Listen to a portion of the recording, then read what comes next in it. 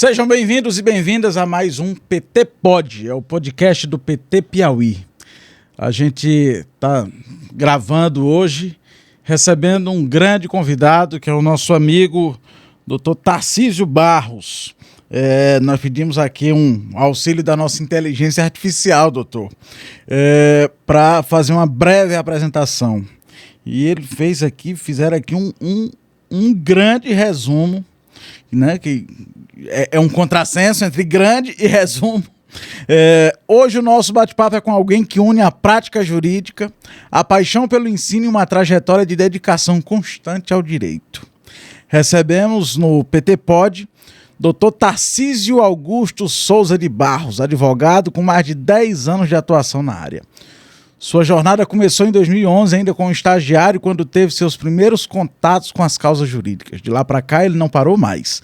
Em 2013, formou-se em Direito e conquistou sua carteira na OAB, dando início ao patrocínio das suas primeiras ações como advogado. Qualquer correção, você pode me interromper. Mas a busca por conhecimento sempre foi um diferencial na sua caminhada.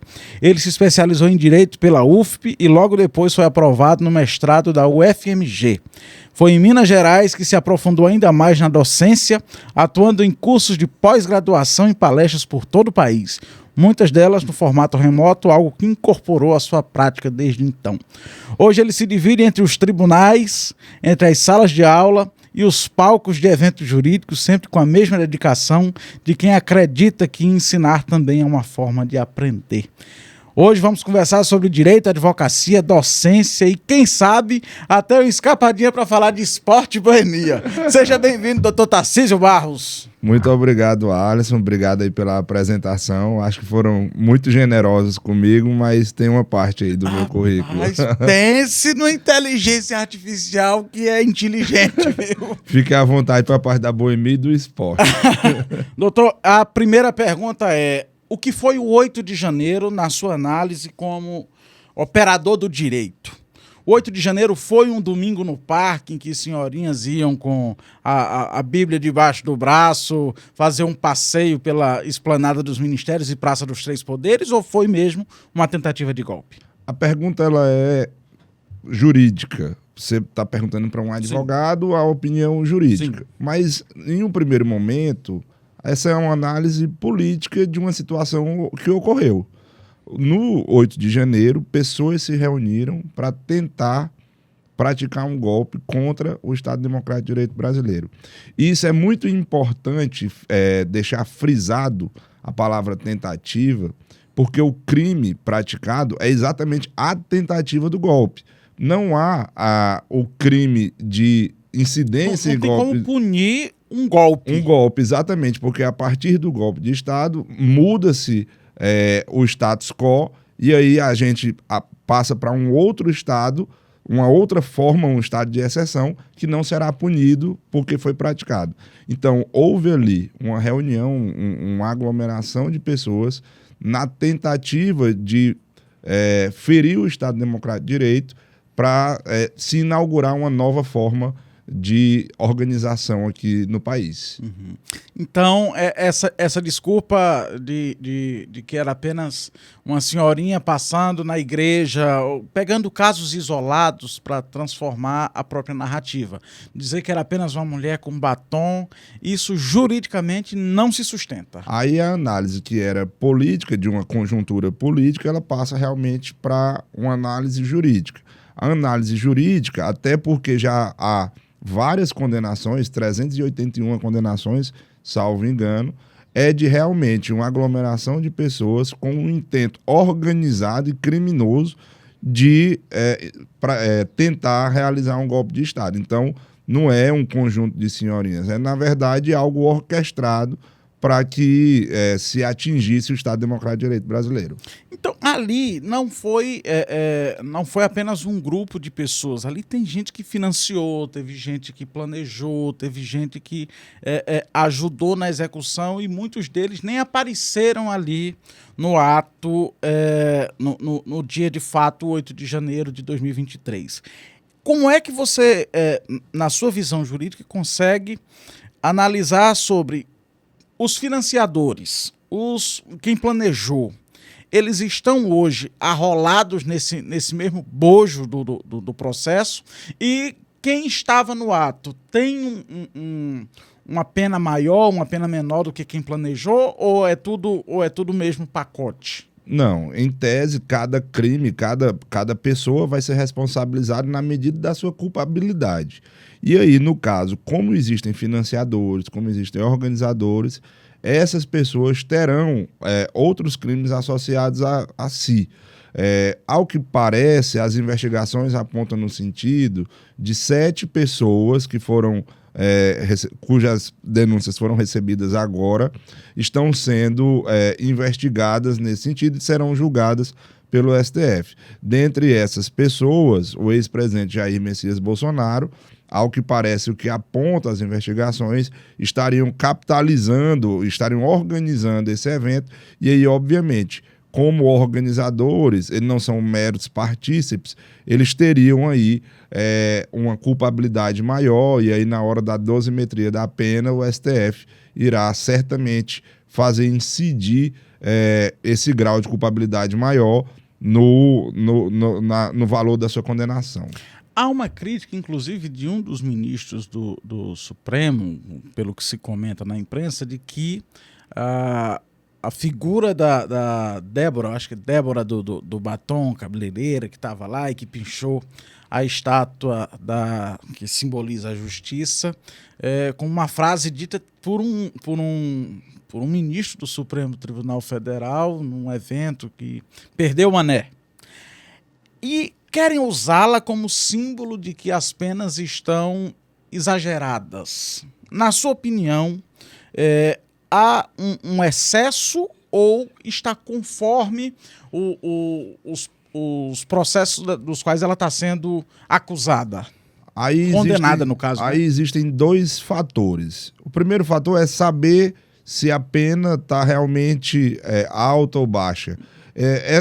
Esse valor da penalidade, quem tem que analisar é o Congresso Nacional, porque é o Congresso Nacional que decide qual o tamanho da pena. Então, vem do Congresso Nacional. O outro fator é efetivamente a pena que foi aplicada à pessoa específica, que ela parte da pena estabelecida no Código Penal, que vem do Congresso Nacional e é aplicada pelo STF. Não saiu da cabeça do ministro. Não foi da cabeça do ministro. No caso da Débora, salvo engano, ela foi apenada na pena mínima. O que acontece é que eles estão respondendo por um concurso de crimes. São vários crimes. Então, se eu respondo por um crime cuja pena mínima é 5 anos, por outro crime cuja pena mínima é 5 anos, por outro crime isso vai somando, cuja pena mínima é 5 anos, eu estou respondendo, no final das contas, a 15 anos. Então, se a pena deveria ser menor, primeiro, o STF não pode reduzir. Ele está aplicando a lei. Aplicando a lei. Ele está preso nos parâmetros legais. Segundo, se você está respondendo por vários crimes, aí a incidência seria de várias penalidades. Então, ao que parece, está tudo sendo aplicado na conformidade da lei.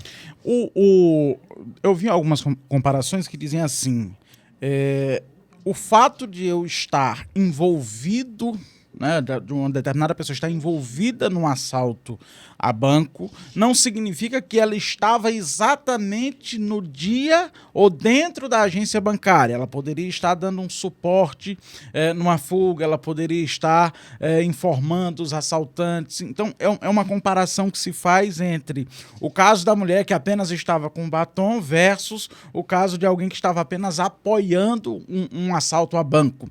Isso se sustenta, porque assim, dizem que ela só tinha um batom na mão.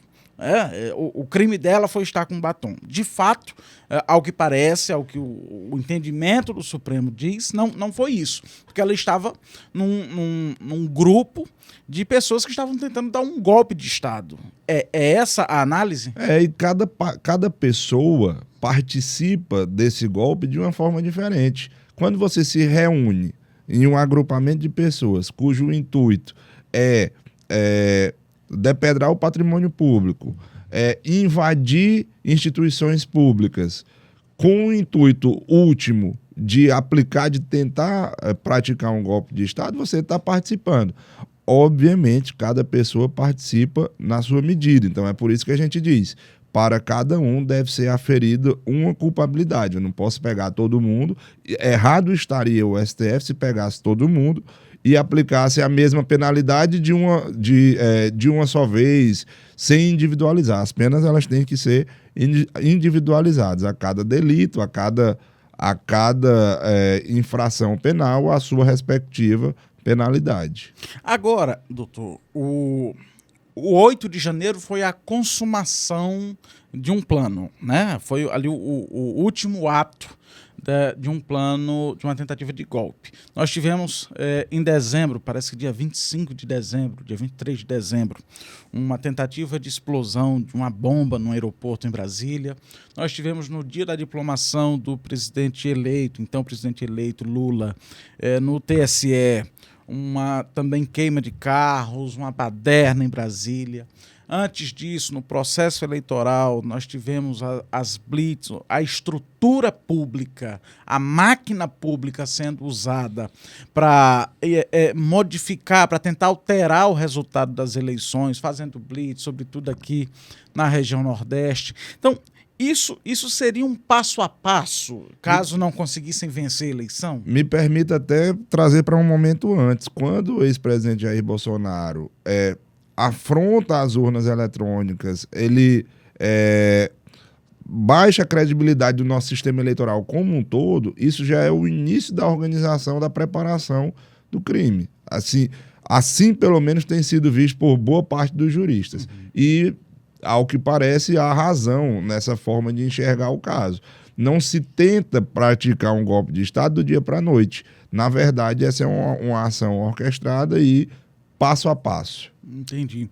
Então, de uma outra ponta, Bolsonaro hoje é inelegível. Eu queria que você explicasse para as pessoas o que é a inelegibilidade e o que levou o inominável, inelegível, a chegar a esse status, né? Porque, se não me engano, foi o cartão de vacina, né? O que o levou à inelegibilidade. Foram 2 processos no âmbito do TSE, na verdade, por abuso de poder econômico. Poder econômico. Mas eu vou tentar aqui explicar. Eu, como professor, pode ser que seja um pouco prolixo, mas vou fazer o melhor aqui para explicar. A Constituição da República fala sobre direitos políticos, que os cidadãos possuem condições de elegibilidade e eles podem incidir em causas de inelegibilidade. Condições de elegibilidade é tudo aquilo que todo cidadão precisa possuir para disputar uma eleição. Ou seja, idade mínima. Para vereador, todo cidadão tem que ter no mínimo 18 anos para disputar uma eleição. É a condição de elegibilidade. Filiação partidária. Todo cidadão é obrigado a ter uma filiação partidária. É algo que eu preciso possuir. Eu preciso concorrer. São requisitos positivos. As causas de inelegibilidade, por outro lado, são requisitos negativos nas quais nenhum candidato pode incorrer. Porque se eu incorro em uma causa de inelegibilidade, eu me torno inelegível. No caso, o ex-presidente Jair Messias Bolsonaro incorre em uma causa de inelegibilidade. Qual é? Ele foi condenado pelo Tribunal Superior Eleitoral por abuso de poder. Como ele foi condenado por abuso de poder, ele está inelegível. O que significa isso? Por 8 anos, ele não vai poder disputar uma eleição porque ele incorre em uma causa de inelegibilidade. Há algo que me preocupa muito, Alisson, que é uma possível revisão das causas de inelegibilidade, essas que estão disciplinadas na Lei Complementar 64/90, cujo nome é Lei de Inelegibilidades, ou mais popularmente, Lei da Ficha Limpa. O Congresso Nacional começa a querer se articular para mudar essas causas de inelegibilidade, para permitir a elegibilidade de Jair Messias Bolsonaro. Como é algo absolutamente casuístico, me parece que não pode ser aplicado para o caso concreto. Mas o fato é que as notícias dão conta de que há uma mobilização nesse sentido. Entendi. Então, mas isso exigiria uma reforma eleitoral? Exigiria uma reforma eleitoral, e aí eu já me dediquei muito a isso no sentido, a estudar e a escrever sobre isso, no sentido de que uma reforma eleitoral nesse sentido não poderia beneficiar, por exemplo, no caso concreto de Jair Messias Bolsonaro, por ser uma reforma eleitoral absolutamente casuística. Então, para beneficiar o cidadão, você precisaria esperar no mínimo tempo de 1 ano para que ela fosse aplicada e se aplicar e passasse a vigir imediatamente. Então, no mínimo eu teria 1 ano. Então, eu precisaria de 1 ano. Essa reforma eleitoral, para que valha para as eleições de 2026, tem que ser, portanto, realizada ainda no ano de 2025, para que passe a valer 2026. Me preocupa, porque se assim o for, o Congresso estará dando um recado que está trabalhando absolutamente casuisticamente e, obviamente, isso não é bom. Seria uma deturpação da lei da ficha limpa? Não há dúvida que sim. Porque a lei da ficha limpa é uma conquista do povo brasileiro. Ela não é uma conquista de lado X ou Y, nem da esquerda nem da direita. Ela é uma conquista da população, que reuniu assinaturas, que é uma pauta que passou a ser muito observada pela sociedade. A partir do momento que você desmancha essa conquista, você está dando um recado para a sociedade de que, olhe, o que vocês assinaram não vale mais, o que vocês pediram não vale mais. Agora vai ser desse jeito porque a gente quer beneficiar uma determinada situação, assim como aquela possibilidade de reduzir a idade mínima para ser candidato a presidente da República. Você viu isso? Sim, também vi. Que parece que tem um deputado e um senador aí que estão se articulando para tentar reduzir, para assim eles poderem ser candidatos à presidência da República. Na verdade, Alisson, é importante eu pontuar isso. A lei da ficha limpa ela é extremamente criticada por boa parte dos profissionais de maior respeitabilidade do país no que se refere a direitos políticos. Uhum. Porque ela é uma lei realmente deficitária e o próprio presidente Lula, que foi quem a sancionou, sofreu as consequências dela. Da própria lei. Da própria lei. Então, assim, ela é uma lei absolutamente criticada. Mas o fato de ser uma lei que tem falhas, que deveria ter sido melhor maturada, não significa que ela pode ser deixada ao lado para beneficiar alguém que sofreu uma condenação transitada em julgado, com um objetivo estritamente político. Isso é que preocupa, de fato. Então, a lei ela precisa ser melhorada. Melhorada, ela com não certeza. É para ser desmanchada. Então, sobre a idade mínima, como a gente estava falando aqui, idade mínima para ser candidato a presidente da República. Eu sou uma pessoa que venho da militância de juventude. Então, no mínimo, você tem que ter 40 anos. 35, salvo engano. 35 anos para ser candidato a presidente da República. Por que essa tem que ser uma idade mínima estipulada na sua visão como uma pessoa do direito? Por que tem que ter uma idade mínima para ser candidato a presidente da República? Primeiro, tem que ter uma idade mínima porque a Constituição assim o coloca. Okay. A Constituição diz lá, no artigo 14, salvo engano, que são condições de elegibilidade a idade mínima. Então é algo que eu preciso conquistar. Entendi. É um requisito positivo. Por quê? Porque entende-se que há um grau de maturação necessário para que o cidadão conviva de experiências públicas e políticas para que ele possa chegar ao cargo de presidente da República. E veja, 35 anos não é uma idade muito avançada. Há jovens ainda com 35 anos. Sim. Então, é uma idade que como diz a Constituição, é uma idade mínima. Entendi. Também alterar esse dispositivo constitucional visando um caso específico sempre causa preocupação. Alterações legislativas com vistas a resolver casos específicos sempre causam estranheza, sempre causam espécie, né? Agora, doutor, passou todo esse processo do governo Bolsonaro, toda a tentativa de golpe, o 8 de janeiro, as punições, e agora estão falando em anistia. A primeira pergunta há ambiente jurídico, na sua avaliação, para considerar uma anistia para o atentado, para os envolvidos no 8 de janeiro? E a segunda, em tese, explicando na prática, a anistia é um liberou geral? Não é um liberou geral porque ela é específica a um caso concreto. Uhum. A ambiente jurídico, me parece que não, porque quando você afronta o Estado Democrático de Direito, a Constituição não me parece que está lhe dando salvaguarda para ser anistiado. A anistia é um benefício do Congresso Nacional para pessoas que foram condenadas com trânsito julgado à prática de crimes, certo? Então, é uma prerrogativa do Congresso. Essa perspectiva, ao fim e ao cabo, não é uma perspectiva jurídica, ela é uma perspectiva política. O que o Congresso vai definir, a gente não tem condição de saber.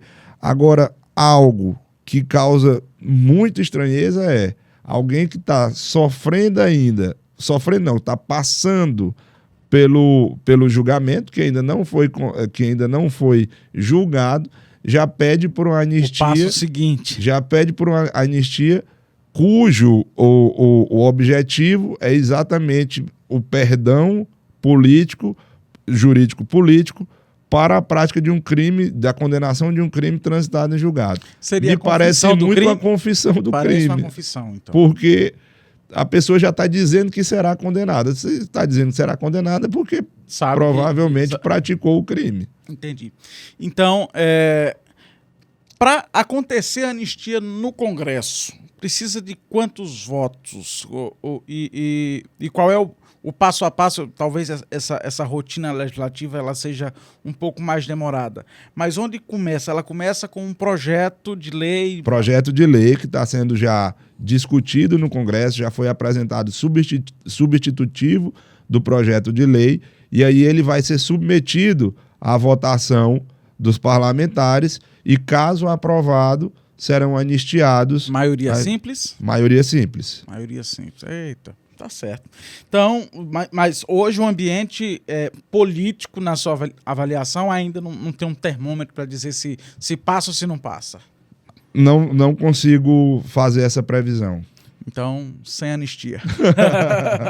Doutor Tarcísio, você também é desse campo da docência, você é professor e acompanha há muito tempo os processos eleitorais aqui no estado do Piauí, é um advogado renomado. Essa necessidade da reforma eleitoral que se fala de maneira ampla, certo? Para ampliar a qualidade das nossas eleições, ela inclui também uma pauta sobre uma cota mínima para vagas de mulheres, né, eleitas, certo? Parece uma cota mínima de 20%. Você tem mais detalhes sobre esse projeto? O que acontece? Hoje existe um projeto de código eleitoral que está tramitando no Congresso Nacional, cujo relator, inclusive, é o senador Marcelo Castro. Dentro da discussão, existem várias propostas e várias teses. Não é algo que seja definitivo. O que se sustenta mais eminentemente hoje é que se reserve 30% das vagas em disputa para as mulheres, como já existe na eleição hoje, mas que se reserve 20% no mínimo das cadeiras para as mulheres. Então, no mínimo, 30% das vagas seriam disputadas por mulheres, mas das vagas, no mínimo, 20% estariam reservadas para as mulheres, para que a gente consiga, pelo menos, dobrar a representatividade das mulheres no Congresso Nacional, que hoje não chega a 10%. E aí, eu aproveito aqui o gancho para falar de reforma eleitoral e de Congresso Nacional, para lhe trazer aqui o livro, Poder Político na Câmara dos Deputados, que é o resultado da minha dissertação de mestrado, é o resultado final do meu mestrado, e é um livro no qual eu estudo exatamente a relação de poder intracâmara, dentro da Câmara, com os seus reflexos eleitorais práticos, né? Como que a participação e a disputa de poder na Câmara reflete na eleição dos deputados federais. Eu imagino que seja um estudo que seja pouco feito, mas com emendas parlamentares, com orçamento secreto, tudo isso tem trazido uma atenção maior, e acho que em breve essa discussão chegará ao Tribunal Superior Eleitoral, à Justiça Eleitoral, e nós vamos falar mais disso daqui para frente. Poder político na Câmara dos Deputados, impactos eleitorais do distributivismo, não é isso? Exatamente. Tarcísio Augusto Souza de Barros. Acabei de ganhar aqui esse presente. Isso aqui é a próxima leitura. Obrigado, doutor Tarcísio. Voltando ainda sobre essa proposta do Código Eleitoral, eu vou usar um exemplo do Piauí. Nós elegemos 10 deputados federais em 2022, sendo uma única mulher, que foi a deputada Rejane Dias, que renunciou ao cargo para assumir uma cadeira no Tribunal de Contas do Estado. Quem assume, quem se efetiva com essa renúncia dela foi o deputado federal Merlong Solano. Com essa mudança, o Piauí não tem nenhuma representação feminina na Câmara Federal, certo? No Congresso, no Congresso como um todo, tem que a senadora Jussara. Com essa proposta, na prática, quem assumiria no lugar da deputada Rejane seria uma mulher? Tudo vai depender da forma com que o Código Eleitoral for escrito. Uhum. Eu não tenho condição de saber qual Código Eleitoral será aprovado. Mas essa é uma das propostas? Mas discutindo em tese, nós teríamos 2 vagas para mulheres, cujas suplentes ascenderiam ao mandato, tendo em vista a regra que, ao que parece, está sendo melhor aceita, que é de 30% das vagas em disputa e 20% das vagas garantidas às mulheres. Então, não faz sentido, se eu tenho 20% das vagas reservadas às mulheres em um estado que são 10 deputados federais, como é o nosso, sim, uma deputada renunciar e assumir um homem. Não.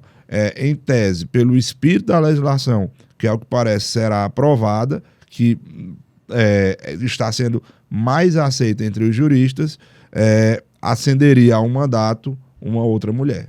Agora, para fechar, uma pergunta de algo que atormenta muito o processo eleitoral: fake news. Fake news é um processo que a gente não sabe onde é que isso vai parar. Toda eleição, a gente tem um exemplo aqui do nosso candidato, que foi Fábio Novo, na eleição de 2024. Ele tá vencendo agora, parece que o 17º processo. Dentre eles, a maioria é sobre fake news.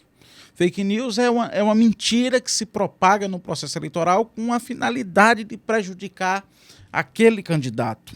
Aonde a gente vai parar e como é que, o que a gente precisa fazer para evitar a interferência das notícias falsas no processo eleitoral? Eu acho que, primeiro, essa é uma resposta que a Justiça Eleitoral não pode ser quem vai dar. A gente não pode esperar sempre que o tutor Justiça Eleitoral responda todas as respostas, tenha todas as respostas para a gente que tem que evoluir enquanto sociedade. Então, se você me pergunta, Tarcísio, qual é o remédio para fake news, na minha visão, por mais que seja uma resposta extremamente vaga, mas é realmente o que eu acredito, o remédio contra fake news é educação, o remédio contra fake news é informação, o remédio contra a notícia falsa são notícias verdadeiras, é difusão de informação. Por isso a importância do contraditório, de sempre haver alguém para rebater uma notícia falsa.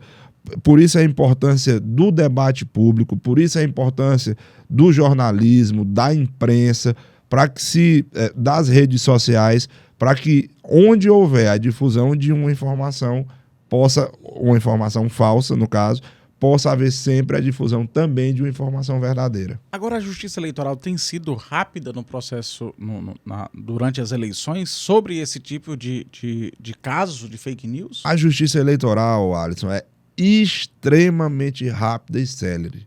No entanto, nada é capaz de restaurar uma honra ofendida. O tempo perdido para restaurar uma informação que foi dada como uma informação falsa é impossível de restaurar a verdade. Então, coloca um programa no ar com a fake news, ali já foi, passou, quem assistiu. Exatamente. Então, assim, não dá pra gente levar esse papel único e exclusivamente à Justiça Eleitoral, porque por melhor que seja, por mais eficiente que seja, acaba ainda sendo insuficiente para os casos concretos. Então, vigilância, resposta e educação. Eu acho que esses 3 pontos é que ajudam a diminuir o impacto da fake news. Certamente. E, obviamente, uma predisposição do cidadão para não acreditar em tudo. Em tudo que vê. O cidadão ele tem que ver uma informação ali e pensar... já a partir do princípio que pode ser mentira. Pode ser mentira e procurar a informação verdadeira. Entendi. Doutor Tarcísio, muito obrigado pela sua conversa com a gente aqui. Você está sempre convidado a voltar. E essa para fechar, Bolsonaro vai preso ou não? Acredito que irá. Então, juridicamente, tem os elementos necessários. O STF já julgou pela materialidade, ou seja, o crime existiu. Agora vai julgar se o Bolsonaro estava envolvido. Basicamente é isso. O crime existiu, o Bolsonaro está envolvido, aí é o passo que falta o STF responder. Sem anistia? Sem anistia. Obrigado, doutor Tarcísio. É sempre bem-vindo aqui.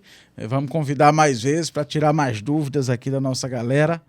E volte sempre. Na próxima você me pergunta sobre Boemia, que você ficou me devendo. Essa fica pra próxima. Obrigado a você que acompanhou o PT Pod, é o podcast do PT Piauí. Feliz ao Partido dos Trabalhadores e das Trabalhadoras e ajude a gente a transformar a vida do povo brasileiro a partir do Piauí. Simbora!